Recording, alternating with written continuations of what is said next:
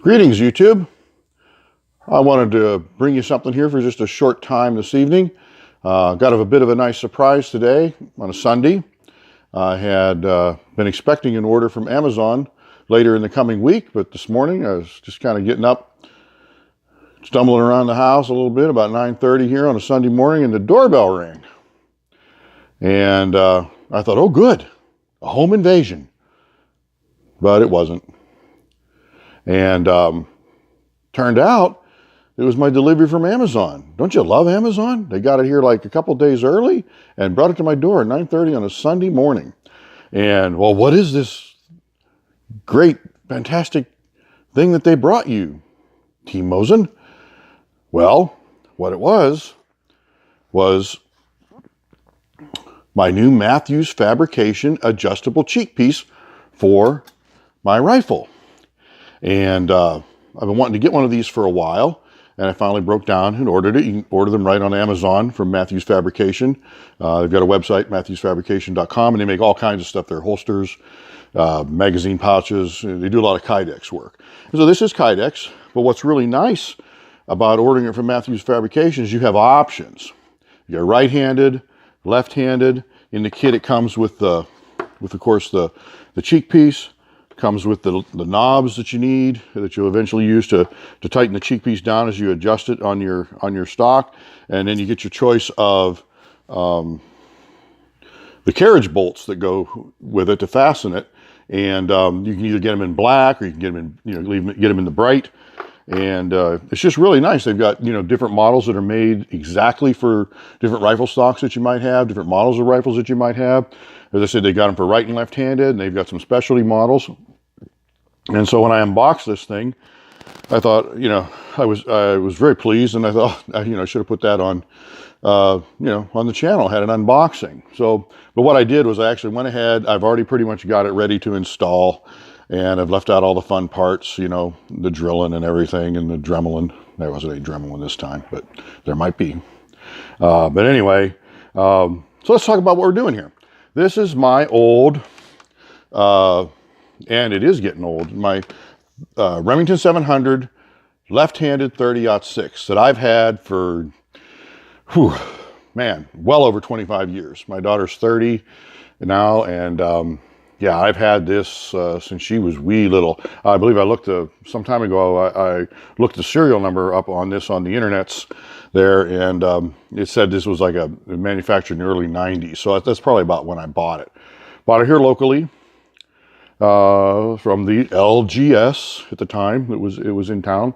Actually, it was actually now that I think of it, it was actually an LGS / gas station / bait shop, plus fabrication shop there in the little town I was living in. But anyway, they got this in for me, and of course at the time it had the beautiful Remington stock on it. And as you can see, this rifle has gone through a lot of changes since that time. When I first got it, of course, it was my go-to deer rifle for a number of years. And for a stretch of about 12 or 13 years there, hunted a lot with that rifle and shot, a couple pickup trucks full of deer with that rifle, and a lot of fun. Not all at once. This isn't Iowa. Good Lord. But yeah, I did shoot two deer with that rifle.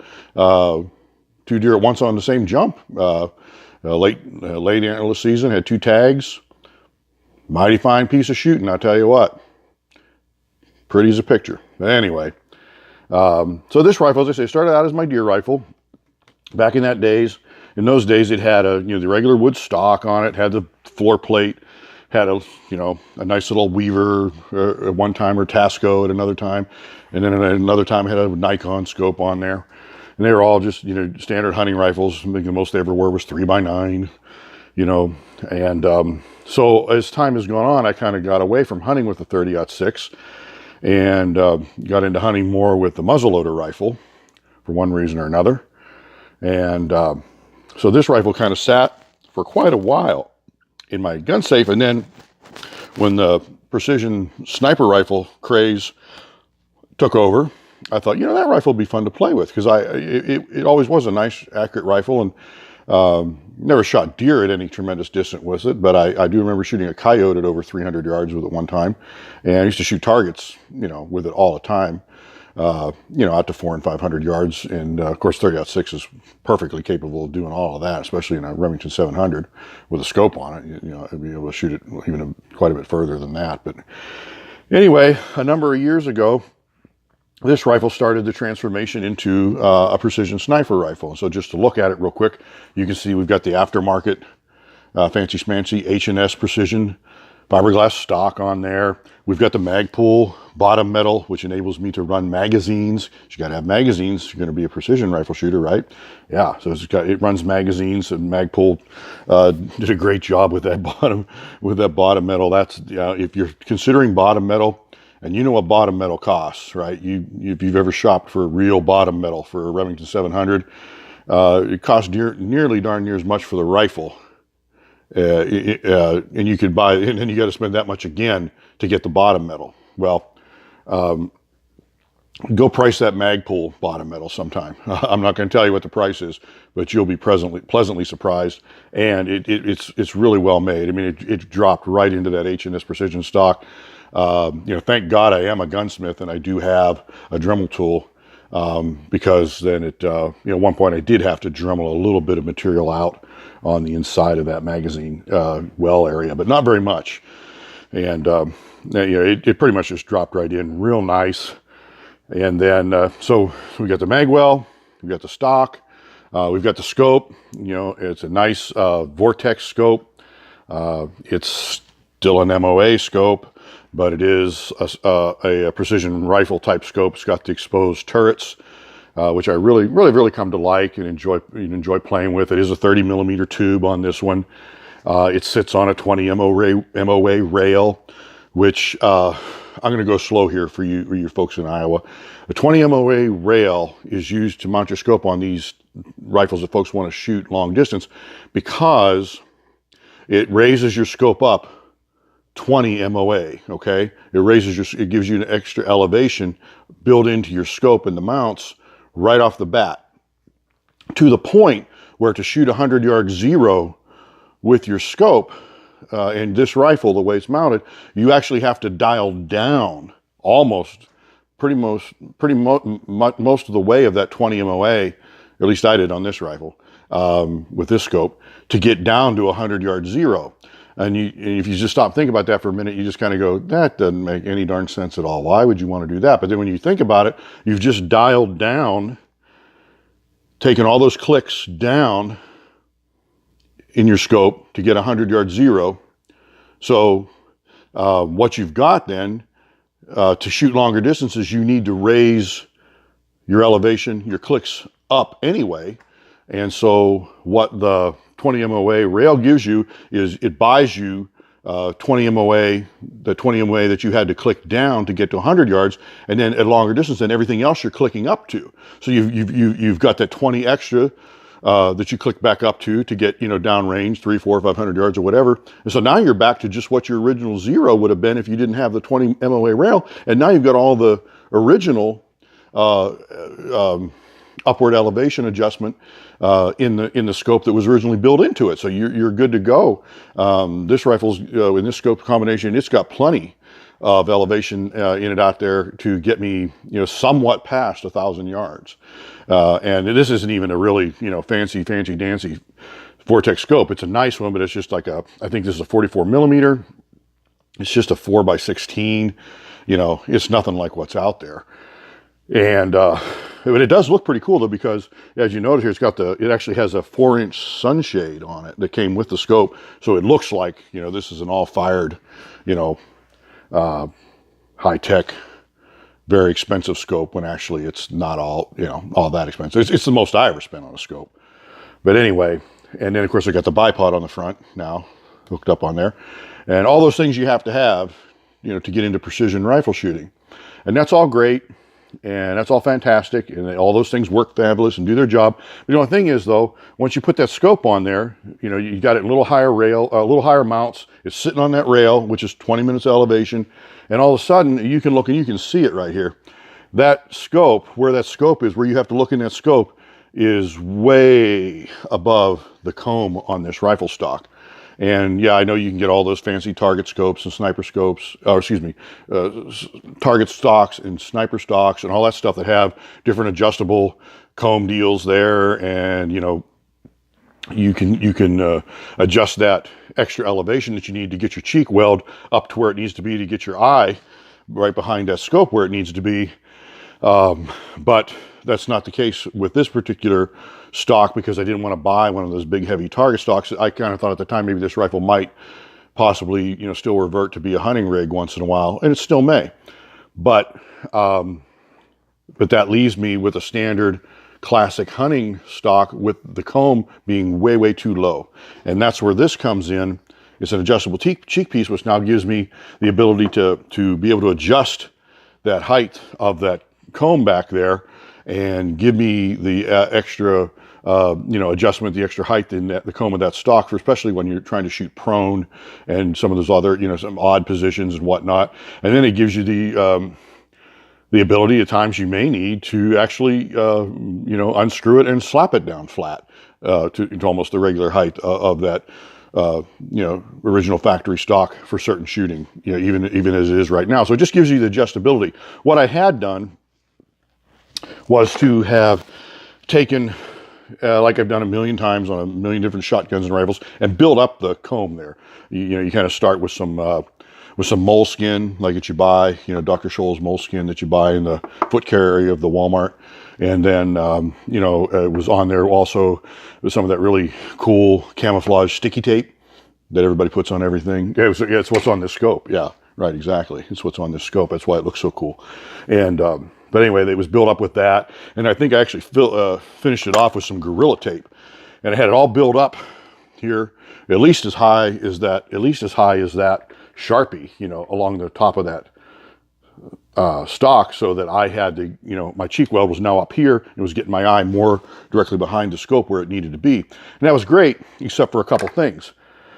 Number one being, when you would go to take this bolt out to clean the rifle, and you've got your comb built up this high, and all of a sudden you go to take this out, all of a sudden, as you can see there, your I don't know if you can see, oh, there goes my my Sharpie.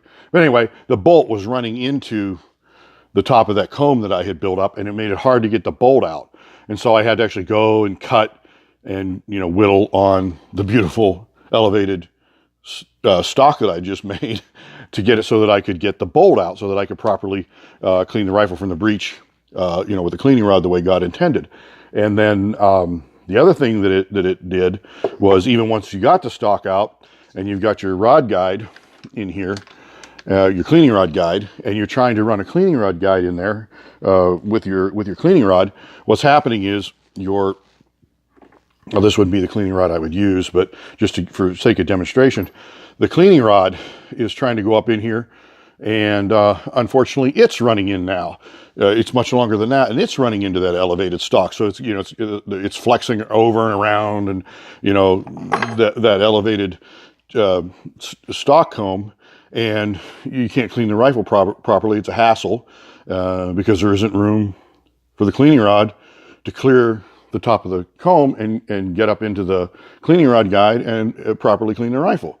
So that's the other advantage this has, is that now I'm able to, you know, if I want to, I can just remove it when I go to clean the rifle, but I think I'll be okay. I'll just have to loosen the knobs and adjust it down, and I should be all right. It's going to be low enough that I'll be able to get the bolt out, and I'll be able to properly run a cleaning rod in it now, which is fantastic. You know, that's a great thing. And so that's where we're going here. That's what this is all about, and that's why I'm all excited. I wanted to do this for a while. Let me just say a little bit about the Matthews Fabrication adjustable cheek piece. I'm not really sure what model this is. I do know that it is a model that is designed to fit this H&S stock, and it fits perfectly. It fits like it was made for that. In fact, it was. You know, it was made for this stock from H&S, and they make them for other stocks, Savage stocks, Ruger stocks, any, you know, number of different stocks are out there, because all those stocks are different widths. You know, they're different widths across the back here, and so you need to have your anything that you're putting on back there in terms of you know, custom cheek piece has to be made so that it's not particularly so that it's not too small, but also so it's not too big when you go to try to, you know, screw down your knobs and stuff, and it'll give you some difficulty. But this fits perfect. It's just great. So what you do, and I've done this already, is you take and you just run a couple 1/4-inch holes in here with a drill, which I've already done. And of course you go through both sides, you know, just jam it right on through there. And what that enables you to do, then your these carriage bolts then will fit right through the stock like that. You see right there? And so all you got to do is mount up your cheek piece on there, and just make sure that your holes for your carriage bolts are aligned with the cutouts in the cheek piece. Oh, those slide in there. It's just perfect. It's like somebody that actually knew what they were doing put this together. Yeah, that's how nice that is. And so I'm going to swing this around. Pardon me. So now, yeah, one thing to mention, that when you are doing this, always mount your knobs on the opposite side, your big old knobs for adjustment and, you know, loosening and unscrewing this thing. Make sure those are on the opposite side from where your face is going to go. So in this case, I need them on the left side, because my face, because I'm left-handed, actually goes on the right side. And so anyway, from there, it's a simple deal. They give you a couple of these nice rubberized washers to go on there. 1, 2, and then this thing is made so precise. I want you to notice when I screw on the knob there, that knob is cut, and when I screw it down, that the knob and the and the carriage bolt that goes through it, that carriage bolt is cut to exactly their perfect length. I don't have to go in here and take a Dremel tool and cut that carriage screw off and worry about screwing up the end of it, so I can't get anything on there. He's already got them cut to the exact perfect length that they need to be, and they're on there. And then now all I got to do is adjust that baby up and down a little bit, and get it to, you know, whatever height I need that comb. See, now that comb is up. When I put my cheek on there, I'm going to be right behind, perfectly right behind. I can, you know, this is infinitely adjustable all the way up as far as it'll go. And then all you got to do, of course, then is once you get it where you want it, is just cinch that sucker down. And it's just fantastic. We kind of got out of adjust there. Yeah, you got to hang on to it a little bit when you're actually cinching those screws down, because the torque you'll put on it when screwing those knobs in will actually move the cheek piece around a little bit, but that's no major deal for a talented gunsmith like me. So there, something like that, and just continue to kind of torque those down. And, you know, as I say, as I'm going around, you know, shooting from various positions or whatever, if all of a sudden I need a little more height or a little less height, I just unscrew the knobs, make a little adjustments, tighten it back down, I'm back in business. I've got the perfect eye alignment, perfect eye height, and should be banging the heck out of that steel, you know. Very, very, very, very nice, very exciting. In fact, let's just try something here, as I've got it on and I have the bolt out. So let's just say we're going to run this all the way down, and just to demonstrate what I'm talking about here. See, now I've run that all the way down. It bolt runs right in there, no problem, in and out, just like, you know, any old factory stock was on there. So that's beautiful. So that means that the cleaning rod with the rod guide will work the same way. And yeah, I couldn't be more pleased with this. The price on this was about $40, I think, delivered in from Amazon, which is, you know, that's not bad. It's the best $40 I've spent on any little gadget or accessory for a rifle in a long time. You know, that was a good purchase. He does a really good job with it. It's really well made. You know, I just couldn't be happier. It's tough. It fits perfect. He's got high quality hardware with it. The knobs and the carriage bolts are perfect. Yeah, it just looks cool, doesn't it? Doesn't it look cool? And this is actually a left-handed model. This particular cheek piece is actually made for a left-handed shooter. It's cut a little different some way or another. He's got those models. He's got, as I say, models for other rifles. He even has something called a bear paw model, which I take it is for something, you know, I might have been able to make use of something like that, because I got these big old meat hooks. It's made for people with bigger hands, but I think maybe on Amazon it wasn't an option somehow to order that in left-handed or something, or I can't remember. I just ended up getting this one here because I liked it because it was, you know, nice and small and light. And yeah, just really, really pleased. Matthews Fabrication, I give him, you know, if I was to rate it on Amazon, it would definitely be 5 out of 5 stars, and I probably will go out and do that. Definitely 5 out of 5 stars. The only little hit that you would have to say on it, which I think probably some of you would join me, is when they ship that thing out, they don't put an instruction sheet for anything to tell you how to mount it, you know. They don't have anything to tell you how to, you know, as far as positioning it, which, you know, isn't hard to figure out. But, you know, you think if they're making them and have all the experience with them, they might put together a little tip sheet, a little instructions instead of instruction sheet, you know. And heck, I've been putting, IKEA furniture together for years. They could even, you know, made the instructions in Japanese or something, and I could have, you know, still figured it out from the pictures, you know.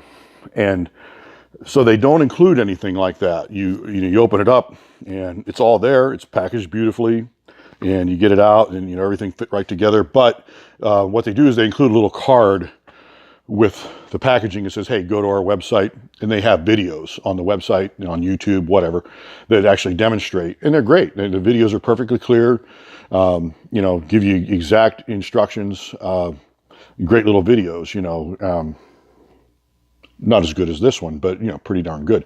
And it just gives you, you know, a nice short, they're nice and short videos, and just shows you, you know, very quickly how to get one of these mounted. And they do go into some details, you know, some pitfalls for you to avoid, this, that, and the other thing, to get it on there right and get it set up for yourself the way you're going to want to have it. But I just, you know, some of us older guys, we just want to get something out of the package, look at a sheet for 2 seconds, throw the sheet down, and then, you know, get to work. You know, we don't. But to be honest with you, I've probably been watching those videos for, you know, like a year or more anyway, just because there are different brands and stuff. And that's, you know, after looking at a number of those videos, I kind of decided to go with the Matthews Fabrication, you know, at the price point. And it just seemed like, you know, it would be really well made. They make a bunch of other stuff. I like the way, you know, the stuff on their website looked.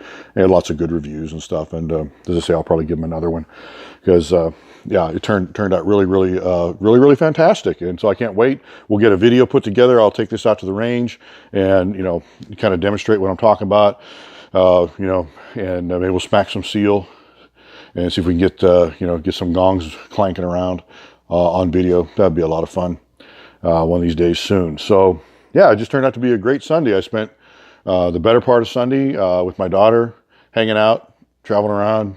You know, went for a burger or two and traveled around a little bit.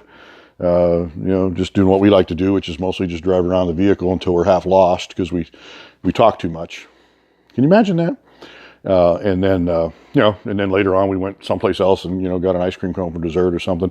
My daughter's 30, by the way, but this is, you know, this is our hang, and we always have a good time together. And we did on Sunday, and then, like I say, this had showed up before I went. And I knew it was there. It showed up in the morning, and so I knew when I was going to come home tonight, I was going to get to do this, get to slap this thing on. So it's just been pretty much a perfect day. So I want to thank you for spending a little bit of time with me here, and I hope you got a little bit of something out of this. And if there's any questions that you have, you know, about any of the things I've talked about, any of the accessories or mods or whatever that I've done to this rifle. That is a homemade paint job on the barrel. Can you believe that? Can you believe that's a homemade paint job? And then also one other thing on here is this handy dandy oversized bolt knob that is on there. Yeah, it's a plastic one, but it's on there. It's been on there for years, and it does the job. I didn't have to send it off to somebody, charge me $100 to put some fancy, you know, custom machined and knurled bolt knob on there, and that one works. That one works just fine. And oh, and then I've got a level on here because that's what all the cool kids have on their precision rifles. Because your precision rifle has to be level. You know, when you're shooting it, when you're looking through the scope, then you got to take a peek at that level and make sure you're all, you know, nice and square. Because gravity, right? And so anyway, that's about it as far as what I've actually got going on this rifle. But if you have any questions on any of it, or anything else you might like to see, hit me up on the Facebook page. Like, share, subscribe the Team Mosin videos. I really appreciate all the help and support. And we should be doing some really cool things here in 2019 coming up. And, it takes you guys. So I really appreciate it. Appreciate all the viewership. And like I say, if you have questions or if I've, kind of mucked something up here in some way and better, let me know. It wouldn't be the first time somebody had to steer me straight. So, you won't get any guff from me, as long as you're, doing it in a polite, respectful manner, just trying to, get me on the right path or get something squared away, deal with that stuff all the time. No problem. Appreciate it. So, thank you, and we'll hope to see you again soon. Have a good evening.